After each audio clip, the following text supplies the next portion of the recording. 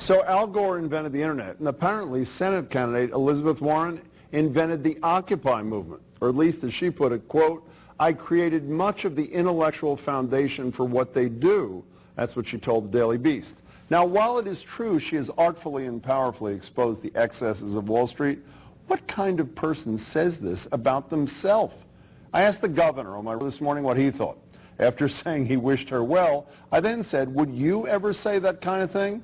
To which he smiled and said, quote, I don't have that level of self-confidence. Well, never known not to beat a dead horse, my radio colleague Marjorie Egan and I continued. She asked how the Occupy movement might play for the president, to which Patrick said, without reference to Warren, by the way, that it was insulting for politicians to ignore, but patronizing to embrace it as your own.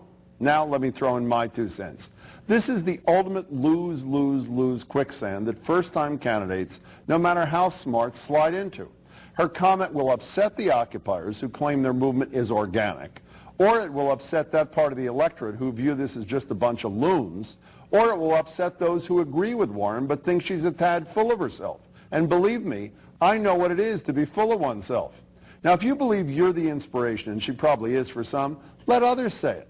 You know, it's been 42 days since Elizabeth Warren announced her candidacy, and today yet another of her fellow candidates, City Year's Alan Casey, dropped out.